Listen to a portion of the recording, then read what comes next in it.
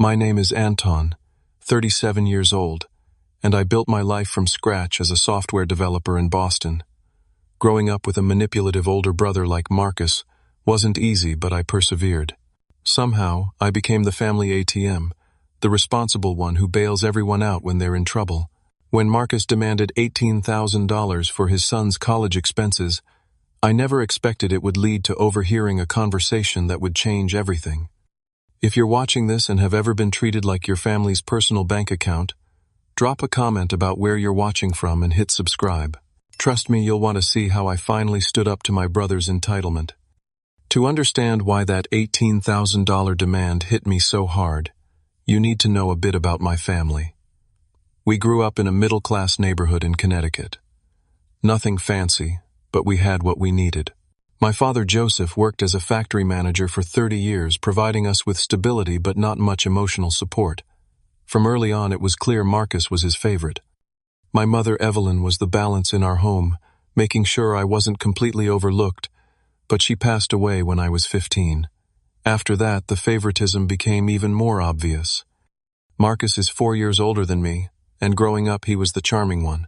He could talk his way out of anything. While I was the kid mowing lawns and delivering newspapers to save for college, Marcus was sweet-talking our father into handing over cash. The pattern continued into adulthood. My journey wasn't easy. After Mom died, I worked as a grocery store clerk, a weekend janitor at the local community center, and delivered pizzas in the evenings. I put myself through college at the State University studying computer science. No one paid my tuition. No one bought my textbooks. I graduated with student loans that took 8 years to pay off, but I did it. Meanwhile, Marcus floated through life on his charm. He attended 3 different colleges before dropping out of all of them. Dad paid for each attempt without complaint.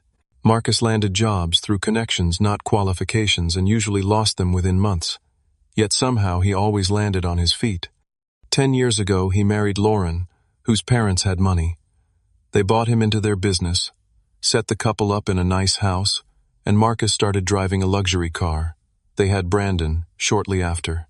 For years, Marcus flaunted his lifestyle at family gatherings, subtly mocking my modest apartment and reliable but ordinary car. What Marcus and Lauren didn't show was their mounting debt. They lived beyond even her parents' generous means. Designer clothes, exotic vacations, and a house they couldn't afford. 2 years ago, the marriage fell apart. Lauren's parents pulled their financial support, and suddenly Marcus was struggling. As for me, I built a solid career as a software developer. I worked my way up from entry-level positions to lead developer at a successful tech company. I own a comfortable condo in Boston, take one nice vacation each year, and have diligently saved for retirement. I don't live extravagantly, but I'm financially stable, something Marcus has never managed to achieve. My relationship with my family has always been complicated. Despite the unequal treatment, I felt obligated to stay connected. I visit my father every week for dinner. I send birthday and Christmas gifts. I call regularly to check in.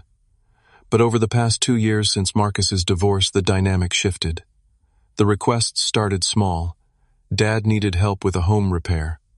Marcus needed a temporary loan to cover rent.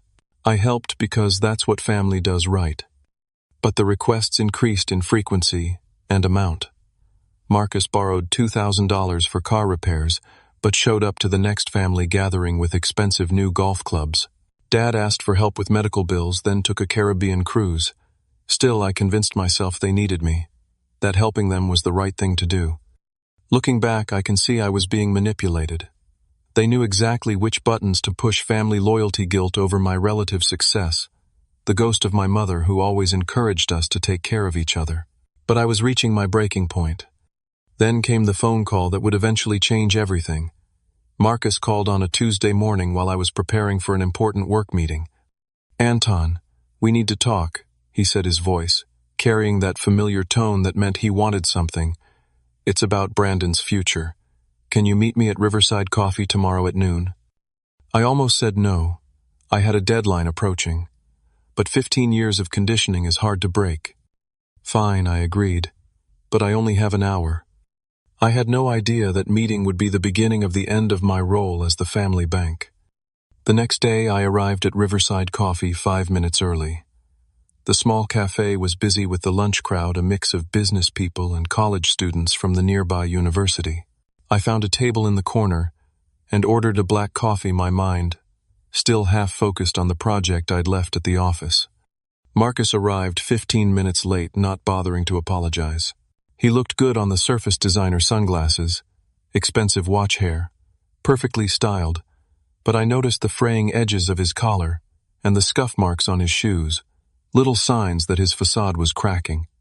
"Good to see you, little brother," he said, sliding into the chair across from me. He ordered a complicated specialty coffee drink without even looking at the price. After some superficial small talk about the weather and sports, Marcus leaned forward, lowering his voice conspiratorially. "So Brandon got accepted to Westfield University," he said, beaming with pride as if he'd accomplished something personally. "That's great," I replied, genuinely happy for my nephew. Brandon was a good kid despite his father's influence. Not a stellar student, mostly B's and C's, but he had a good heart. "Is that where he wanted to go?" Marcus waved his hand dismissively. "It's where he needs to go. Their business program has connections. It's all about who you know in this world, Anton." I nodded non-committally, already sensing where this conversation was heading. "The thing is," Marcus continued, pulling out a folder and spreading papers across the table, "the financial aid package isn't great. Brandon needs some help with expenses." The papers were college cost breakdowns. Tuition, housing, meal plans, books, fees, all adding up to an astronomical sum. Marcus had circled several items in red. "These are the pressing ones," he explained, tapping the page. "Dorm fees are $10,000 for the year. He needs a proper laptop for coursework, about $3,000 for the model his program recommends. And the meal plan is another $5,000. I stared at the numbers, adding them up. "That's $18,000. "Exactly," Marcus smiled as if I'd just agreed to something. "I figured you could cover these expenses. Just until I get back on my feet." The casual way he said it, like he was asking to borrow $20 instead of $18,000, left me momentarily speechless. "Marcus, that's a lot of money," I finally managed. "Come on, Anton. It's for Brandon's education, your nephew, family." His voice took on a practiced sincerity. "Besides, you don't have kids of your own, no college funds to save for. You have the extra money." That stung. My lack of children wasn't by choice, but medical circumstance, something Marcus knew but conveniently ignored when it suited his purposes. "There are other options," I suggested. "Community college for 2 years, then transfer. Student loans, work-study programs, scholarships." Marcus's expression darkened. "Community college? Are you serious? Brandon's are not community college material. We're better than that." "There's nothing wrong with community college," I countered. "Many successful people start there." "Like who?" Marcus scoffed. "Like me," I reminded him. "I did my first 2 years at community college before transferring to save money." Marcus rolled his eyes. "And look how long it took you to get where you are. Brandon doesn't have time for that path. He needs to make connections now." The conversation continued in this vein for another 20 minutes. Every alternative I suggested was beneath them. Every financial aid option was too complicated or too demeaning. According to Marcus, the only solution was for me to write a check. "I can't do it, Marcus," I finally said firmly. $18,000 is too much." His charm vanished instantly. "Can't or won't, because we both know you have the money." "Both," I replied. "I worked hard for what I have. Brandon needs to learn some financial responsibility, and so do you." Marcus slammed his hand on the table, causing several nearby customers to look over. "This is how you treat family. After everything we've done for you." That nearly made me laugh. "What exactly have you done for me, Marcus?" He stood up, gathering his papers. "You've always been selfish. Always. Dad was right about you." With that parting shot, he stormed out, leaving me with the bill for his untouched $7 coffee. I sat there for a while, a knot in my stomach. The familiar guilt began creeping in. Was I being selfish? Should I help my nephew? Was I punishing Brandon for his father's behavior? That evening I called my best friend Derek. We've been friends since college, and he's witnessed the Marcus situation for years. He's manipulating you again, Derek said bluntly after I explained what happened. You're not responsible for Brandon's college expenses. That's his parents' job. But what if Brandon loses this opportunity because of me? I asked. First of all, it's not because of you, Derek countered. It's because his father is financially irresponsible. Second, Brandon has many opportunities that don't require you to bankroll them. Your brother just doesn't want to explore those options because they require effort. Derek's words made sense, but years of conditioning left me wavering. Maybe I should help, at least with part of the expenses. Maybe just the laptop. These thoughts plagued me as I tried to sleep that night, the weight of family obligation heavy on my chest. Little did I know that a chance encounter the following weekend would completely change my perspective on the situation. The following Sunday, I drove to my father's house for our weekly dinner. These visits had become a ritual after my mother passed away, partly out of duty and partly to ensure Dad wasn't completely alone. Usually I arrived right at 6 o'clock when dinner was scheduled. This time I was almost 30 minutes early because a meeting I had anticipated running long ended early. I pulled into the driveway, noticing Marcus's car already there. This was unusual. Marcus rarely attended these dinners unless he wanted something. I approached the house quietly, deciding to enter through the side door that led directly into the kitchen. I thought I might surprise them and help with dinner preparations. As I reached for the door handle, I heard voices through the partially open window. Marcus and my father were in the kitchen, their voices clear in the still afternoon air. He refused to help with Brandon's college, my father was saying, his tone disapproving. Completely, Marcus replied. After everything we've done for him, but don't worry about the money. How will you pay for it, Dad asked. Marcus's next words froze me in place. Don't worry about the money. After Christmas dinner he'll pay. You sure about that? He seemed pretty determined when he called me yesterday. I'm positive, Marcus said confidently. I've got it all worked out. We'll have the whole family there. You'll talk about family legacy and education. Aunt Patty will bring up how Mom would have wanted us to support each other. I'll have Brandon show his acceptance letter. Anton won't be able to say no in front of everyone. There was a pause, and I heard the refrigerator door open and close. That's his role in this family, my father said finally. He owes us. Exactly, Marcus agreed. The kid doesn't have his own family to support. What else is he going to spend his money on? They both laughed, and I felt physically ill. My hand dropped from the door handle as memories flooded back. Marcus borrowing my savings for a class trip when we were teens never repaid. Dad insisting I give up a summer internship opportunity to work at his friend's landscaping business because Marcus had already committed to a vacation with friends. The countless times my achievements were downplayed, while Marcus's minimal efforts were celebrated. I backed away from the door, silently returned to my car, and drove 2 blocks away before pulling over. My hands were shaking as I gripped the steering wheel. All these years I'd told myself that despite the favoritism, my family valued me as a person. Now I knew the truth. They saw me as nothing more than a resource to be exploited. I couldn't face them, not right then. I texted my father that I had a work emergency and wouldn't make dinner after all. His reply was terse, typical, always putting work first. The irony wasn't lost on me. The drive home was a blur of emotions. Hurt gave way to anger, then to a profound sense of betrayal. By the time I reached my condo, a strange calm had settled over me. The clarity of finally seeing the truth was both painful and liberating.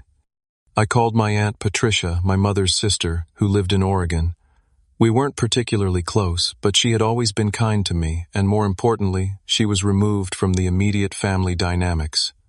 Aunt Patty, I said when she answered, can I ask you something candidly? Of course, honey. What's on your mind? Do Dad and Marcus talk about me when I'm not around? About my money specifically? There was a long pause. Why are you asking this now? Please, Aunt Patty. I need to know the truth. She sighed deeply.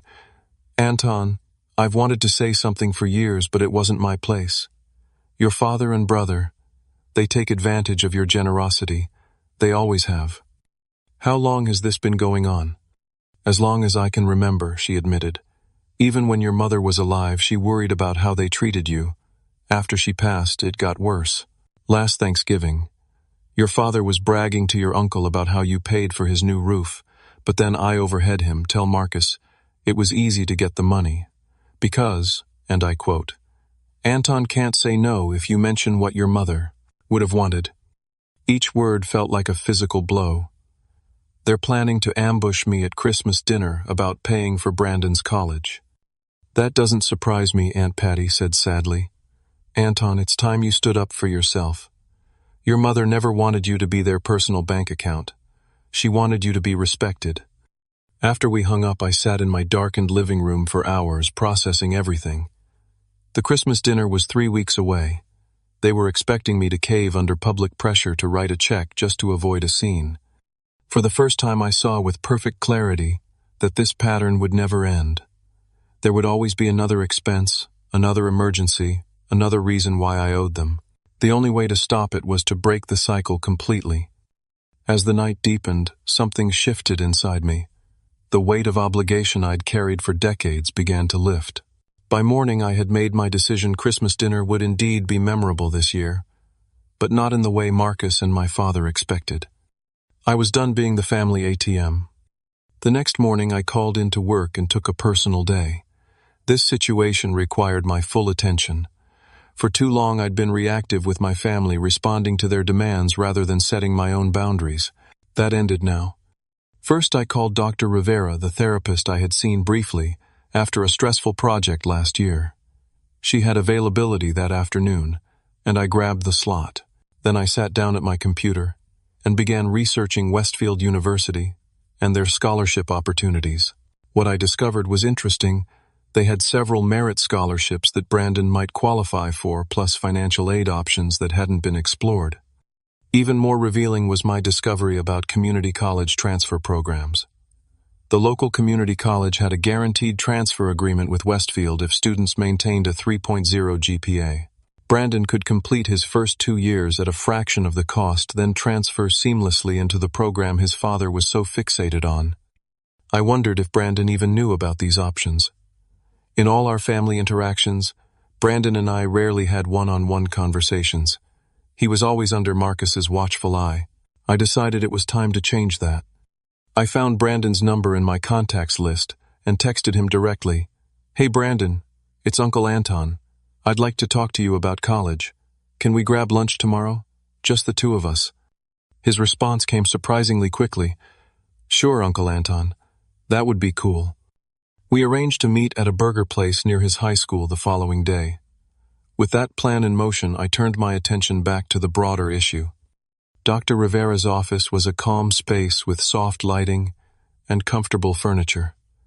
She remembered me from our previous sessions and listened intently as I detailed the recent events. What you're describing is a classic family pattern, she said when I finished. You've been cast in the role of provider, and your family actively reinforces that role because it benefits them. How do I break the pattern? With clear, firm boundaries, she replied. But be prepared when you establish boundaries with people who aren't used to them. There's often significant pushback. They'll try guilt, anger, even bringing in other family members to pressure you. We spent the next hour discussing specific strategies for the Christmas confrontation. Dr. Rivera suggested I prepare a script of sorts, not to recite verbatim, but to help me stay focused when emotions ran high. She also recommended I document previous financial help I'd provided to have concrete examples if needed. Most importantly, she said, as our session ended, remember that setting boundaries isn't selfish, it's healthy. You can love your family without being their bank. The next day I met Brandon for lunch. He looked nervous when he arrived, glancing around as if expecting his father to appear. Dad doesn't know I'm here, he confessed as he slid into the booth. He'd be mad if he knew. That confirmed my suspicions about Marcus's controlling behavior. We ordered food and I kept the conversation casual at first. School, his friends, his interests. Brandon gradually relaxed, and I was impressed by his thoughtfulness. He wasn't the entitled kid Marcus was raising him to be. There was a self-awareness there. So Westfield University, I said eventually. Is that where you want to go? Brandon stared at his half-eaten burger. It's where Dad wants me to go. He says it's the only way to make connections. What about you? If you could choose any school, what would you pick? He looked up, surprised by the question. Honestly, I'm really interested in computer science like what you do. Westfield's program is okay, but State University has a better tech program. But Dad says business is more practical. This was news to me. You're interested in programming? Brandon nodded enthusiastically. I've been teaching myself coding from online courses. I really enjoy it. Why haven't you mentioned this before? I tried, he said quietly. Dad shut it down, said there's no stability in computer jobs. I nearly laughed at the irony, my stable, well-paying tech career versus Marcus's string of failed business ventures. Brandon, the tech industry is one of the most stable and growing fields right now. We spent the next hour talking about programming, his projects, and his aspirations. It was the most genuine conversation I'd ever had with my nephew, and I realized with sadness how much I'd missed by allowing Marcus to control our interactions. Before we parted, I brought up what I'd discovered. Did you know that Westfield has scholarship opportunities you might qualify for, and that you could do 2 years at community college and transfer in with guaranteed admission if you maintain good grades? Brandon's eyes widened. Dad said there weren't any scholarships I could get, and he said community college would ruin my chances at a good career. That's not true, I said firmly. I started at community college. It's a smart financial decision, not a lesser option. As we were leaving, Brandon hesitated. Uncle Anton, there's something else you should know. The money Dad's asking you for, it's not just for school. What do you mean? Dad's behind on the rent again. He told me not to tell anyone, but I think he's planning to use some of the college money to catch up on bills. This revelation didn't surprise me, but it strengthened my resolve. Brandon, I'm not going to give your dad that money, but I will help you figure out how to pay for college the right way. And if you're serious about computer science, I'd be happy to mentor you. The gratitude in his eyes was worth more than any thanks I'd ever received from Marcus or my father. Over the next 2 weeks, I continued my preparations. I created a folder documenting every loan and gift I'd provided to my father and Marcus over the years, an amount that totaled over $40,000, none of which had been repaid. I drafted a clear statement of boundaries with Dr. Rivera's help. I even practiced potential confrontations with Derek, role-playing as Marcus, to help me prepare for the emotional manipulation tactics my brother would likely employ. I also reached out to my cousin Rachel, who had experienced similar treatment from the family, though to a lesser extent, and had successfully established boundaries years ago. She offered to attend the Christmas dinner as moral support. They'll try to isolate you, she warned. Make you feel like you're the problem. Having an ally in the room can make all the difference. As Christmas approached, my confidence grew. For the first time in my adult life, I wasn't dreading a family gathering because of what they might ask of me. Instead, I felt empowered, knowing that I was prepared to change the dynamic permanently. 2 days before Christmas, Marcus texted me, "Don't forget to bring your checkbook to dinner. Brandon's excited about getting his college sorted." I didn't respond, but I smiled at his presumption. Christmas was going to be very different this year.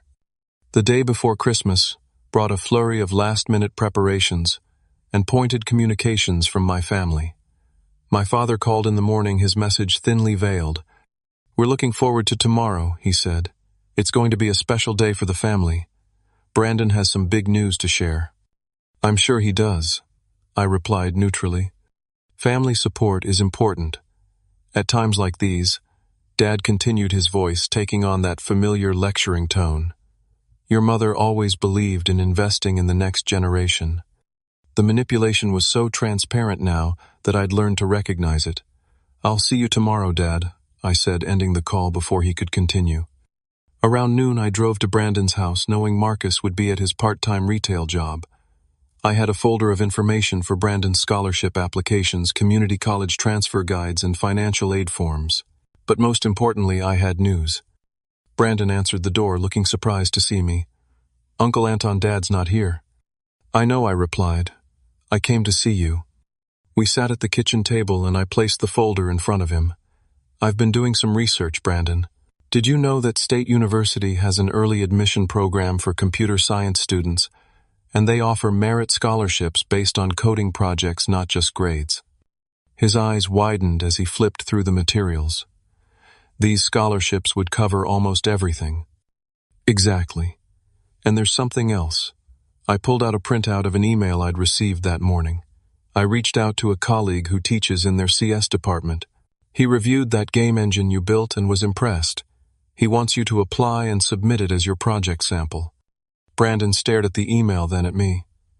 You showed my project to a professor. I did, and he thinks you have real potential.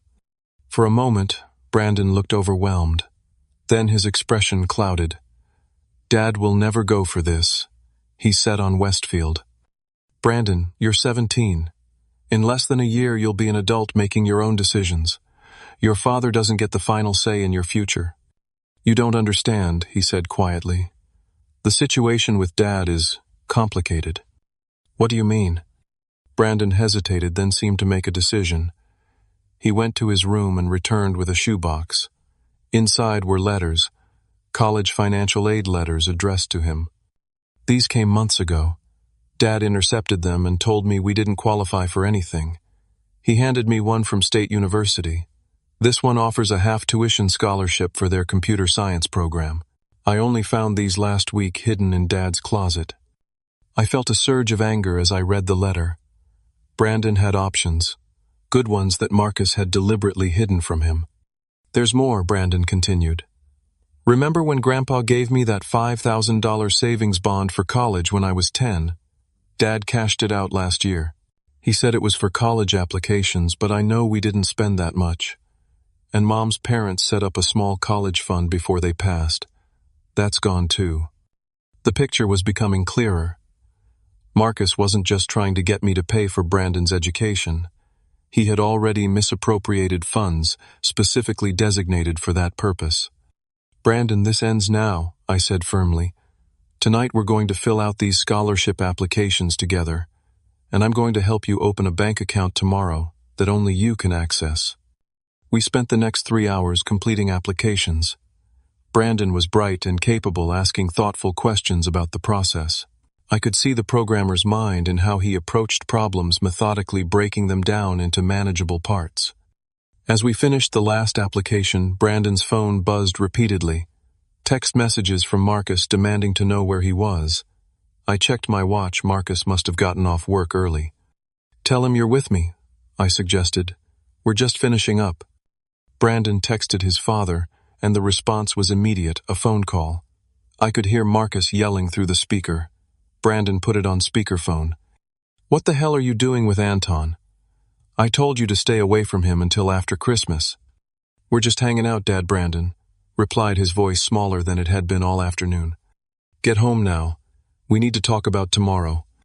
Actually, Marcus, I interjected calmly, Brandon and I are filling out scholarship applications. He'll be home in about 30 minutes.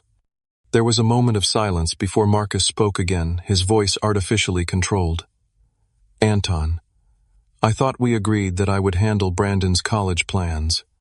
We never agreed to that, I replied, and Brandon deserves to know all his options. You're undermining my authority as his father, Marcus hissed. This is exactly why Mom always said you were difficult. The old Anton would have been wounded by that reference to our mother. The new Anton recognized it as a deliberate attempt to manipulate me emotionally. We'll talk tomorrow, I said firmly. Brandon will be home soon. I ended the call despite Marcus's continued protests. Brandon looked pale. He's going to be furious, he said.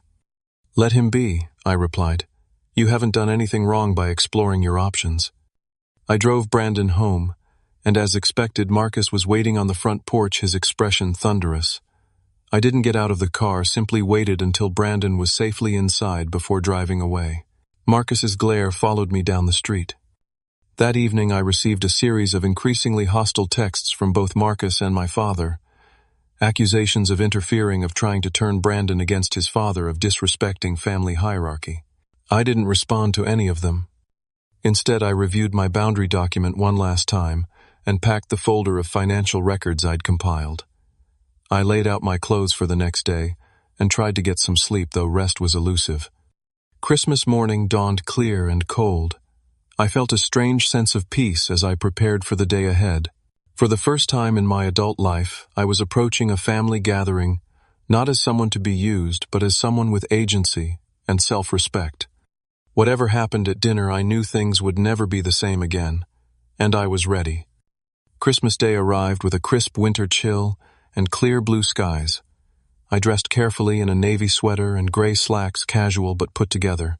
The gifts I'd selected were thoughtfully wrapped: a leather-bound journal for Dad, a set of professional coding books for Brandon, and a gift card to Marcus's favorite restaurant. Modest but appropriate gifts, not the cash or expensive electronics they usually expected. My cousin Rachel texted that she'd meet me there. "Ready for Operation Family Boundary," she wrote with a supportive emoji. Her presence would be crucial as my ally in what promised to be a challenging afternoon. I arrived at my father's house precisely at 2 o'clock. Several cars were already parked outside, including Marcus's. Taking a deep breath, I gathered my gifts and the folder containing my documentation, then headed to the front door. Dad answered with a perfunctory hug. "You're right on time," he said, eyeing the modestly sized packages in my arms with barely concealed disappointment. The house smelled of roast turkey and pine from the decorated tree in the corner of the living room.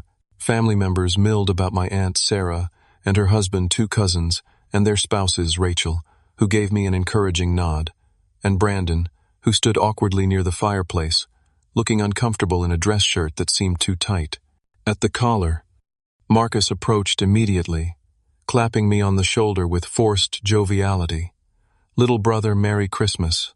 His smile didn't reach his eyes, which darted to the gifts in my arms, and then back to my face. "Let's put those under the tree, shall we?" I surrendered the packages but kept the folder tucked under my arm. Marcus noticed his expression flickering briefly before resuming his host persona. "Everyone's almost here. Dad made eggnog extra strong this year." "I'll stick with water for now," I replied, suspecting they hoped to loosen my resolve with alcohol. The next hour was a study in underlying tension. On the surface, it was a typical family Christmas exchange of pleasantries, catching up on news, admiring the decorations. But I noticed the pointed comments, the meaningful glances between Marcus and my father, the way they kept steering conversations toward education and family support. "College is so expensive these days," Aunt Sarah remarked during an appetizer course. "How are you handling that with Brandon Marcus?" The question seemed innocent, but the timing was too perfect. I suspected she'd been prompted to bring it up. Marcus sighed dramatically. "It's challenging. Brandon got into Westfield, excellent school, excellent connections, but the financial part is tough since the divorce." "Family helping family is what matters," my father interjected, looking directly at me. "That's what the holidays are all about." I maintained a neutral expression, saying nothing. My silence clearly unnerved them. They were used to me jumping in with offers to help at the slightest prompt. By the time we sat down for dinner, the tension was palpable. Brandon kept his eyes on his plate, while Rachel occasionally squeezed my arm supportively. Marcus grew increasingly agitated, his forced cheerfulness becoming strained as his carefully orchestrated plan failed to produce results. Midway through the meal, Marcus stood to offer a toast, champagne glass in hand. To family, he began his gaze, sweeping the table but lingering on me. To supporting each other through life's journeys and investing in our futures. Speaking of futures, he reached into his jacket and pulled out a glossy brochure. "Brandon has some exciting news." All eyes turned to Brandon, who looked like he wanted to disappear. Marcus placed the Westfield University brochure on the table with a flourish. "Brandon's been accepted to Westfield's prestigious business program," Marcus announced proudly. "A huge opportunity that will set him up for life. We're so proud of him." Polite applause and congratulations followed. Brandon mumbled a thank you, not meeting anyone's eyes. "Of course," Marcus continued, his voice taking on a practiced tone of humility, "there are some financial considerations. College isn't cheap these days, especially quality education." This was it, the moment they'd been building toward. Marcus turned directly to me. "Anton, I believe you wanted to say something about Brandon's education. A special gift you were planning." The table fell silent. Every eye turned to me. This was exactly the public pressure scenario they had planned, put me on the spot in front of the entire family, making it nearly impossible to refuse without seeming selfish. I placed my water glass down carefully and met my brother's expectant gaze. "Actually, I do have something to say." I began, my voice steady despite my racing heart. "Brandon, I'm incredibly proud of your acceptance to Westfield. That's a significant achievement." Marcus smiled triumphantly, clearly assuming what would come next. "But I won't be paying for it," I continued. The smile froze on his face. "I've spent time with Brandon discussing his actual interests and aspirations," I went on. "Did you all know he's an incredibly talented programmer? He's built his own game engine from scratch. He's been teaching himself coding for years." Brandon looked up, surprised that I was highlighting his achievements. "Brandon's been offered a scholarship to State University's computer science program," I announced. "A program that's actually ranked higher than Westfield's business school in terms of job placement and starting salaries." Marcus's face reddened. "That's not." "It is true," I cut him off, turning to Brandon. "Would you like to tell them about the scholarship, or should I?"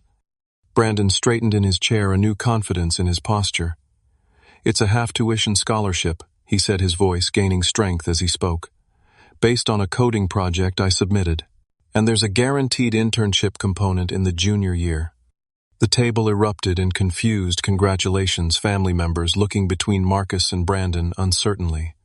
"This is the first I'm hearing about this," Marcus said, through clenched teeth. "That's because you intercepted his financial aid letters," I replied calmly. "Just like you cashed out the savings bond Grandpa gave him for college. Just like you emptied the account his maternal grandparents set up." Gasps and murmurs spread around the table. Marcus's face went from red to white. "That's a lie," he sputtered. "Anton is trying to turn my son against me." "Is it a lie, Marcus?" I opened the folder and placed Brandon's financial aid letters on the table.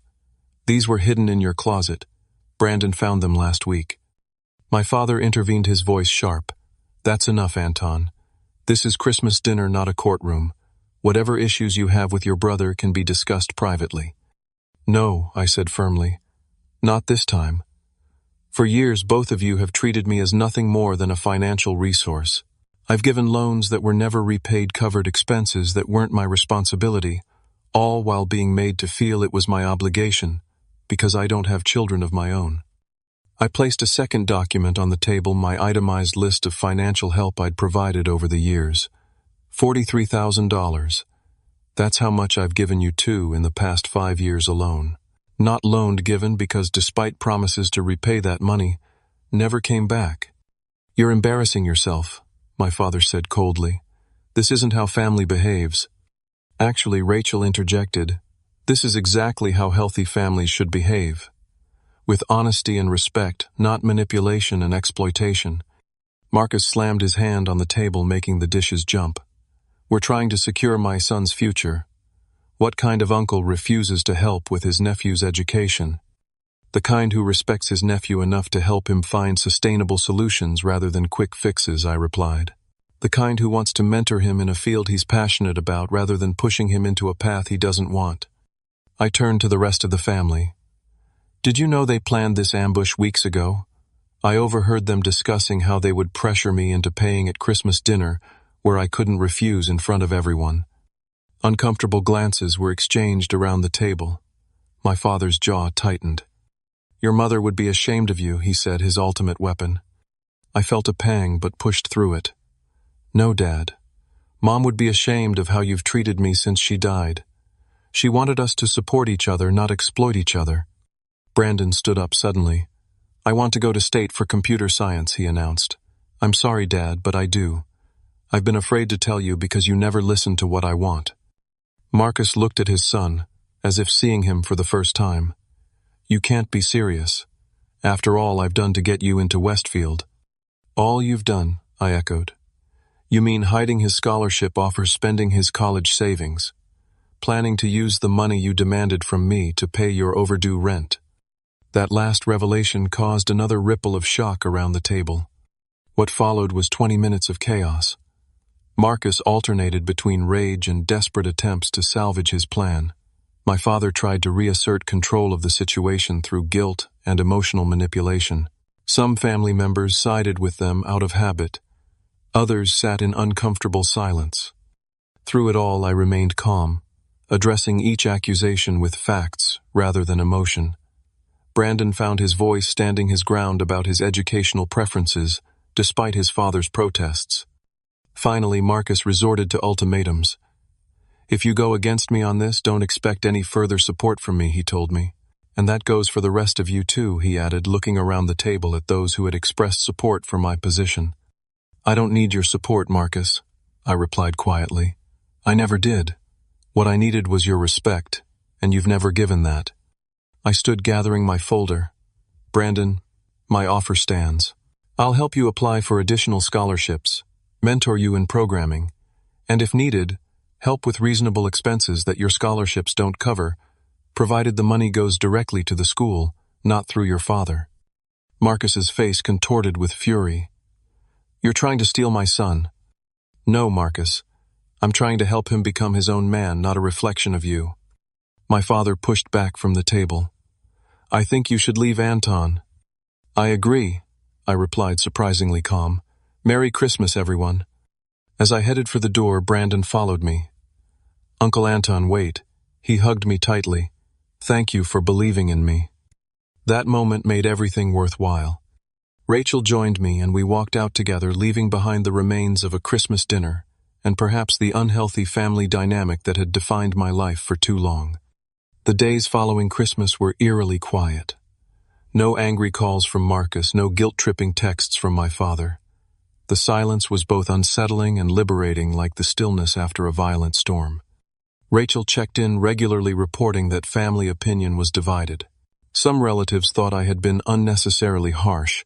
Others admitted they'd witnessed the pattern of exploitation for years, but had never had the courage to address it. A week after Christmas, Brandon called. His voice was hushed, anxious. "Dad's barely speaking to me," he said. "The apartment is so tense I can hardly breathe." "I'm sorry, Brandon. This isn't your fault." "I know, but—" He hesitated. "Uncle Anton, is your offer to help me still open? Not just with college advice, but everything." "Of course it is," I assured him. "What do you need?" "Can I stay with you for a while?" "Just until things calm down. Dad's been talking about pulling me out of school, saying if I'm so smart with computers I don't need to finish high school."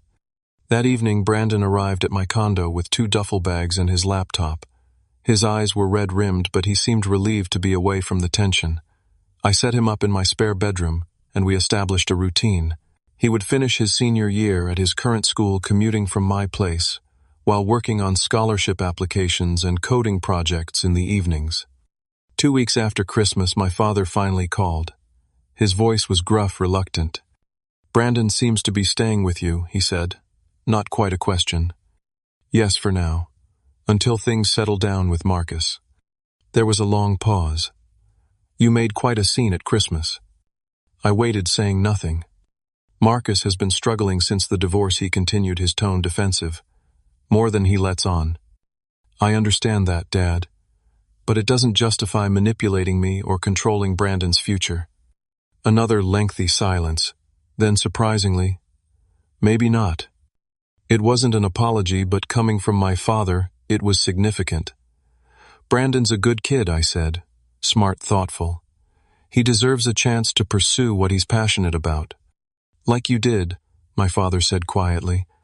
"Yes, like I did, despite the lack of support." The conversation ended awkwardly, but without hostility. It was a small step, but a step nonetheless. Marcus took longer. For nearly a month, he refused to speak to either me or Brandon, communicating only through terse text messages about picking up additional clothing or school supplies.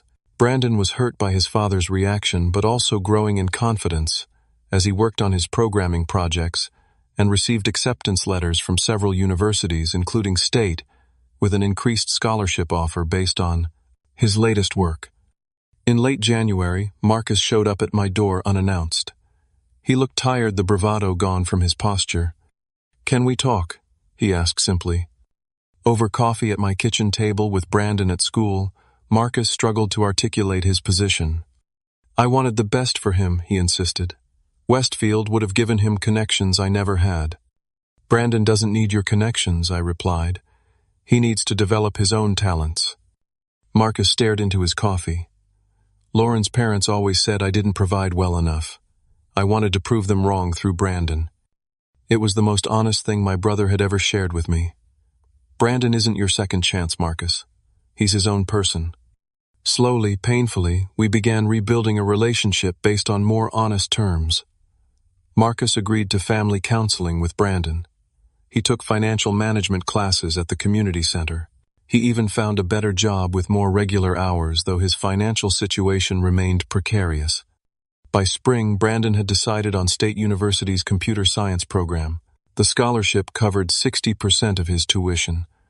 I helped with the rest, along with a part-time campus job Brandon found in the IT department. He moved into my spare bedroom permanently for the remainder of high school, with Marcus having regular visitation. My relationship with my father evolved as well. Our weekly dinners resumed, though, with a different dynamic. He no longer asked for money, and I no longer felt obligated to offer it. We talked more about real things, his health, my work, memories of my mother, that weren't weaponized as manipulation tactics. 6 months after that fateful Christmas dinner, the extended family gathered for a 4th of July barbecue at Rachel's house. The tension had dissipated, replaced by a new, more authentic type of interaction. Brandon proudly showed family members the app he was developing. Marcus discussed his new job without exaggeration or pretense. My father actually asked about my current projects with genuine interest. You know, Rachel said as we watched the family from her patio, I never thought I'd see this day. Actual healthy communication in this family. It's still a work in progress, I acknowledged.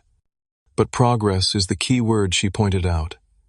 You changed the dynamic for everyone, not just yourself. She was right. By standing up for myself, I had inadvertently created space for others to be more authentic too. Brandon was flourishing without the pressure to fulfill his father's thwarted ambitions. Marcus was slowly learning to live within his means rather than expecting bailouts. Even my father seemed less bitter, as if maintaining the favoritism had been its own kind of burden.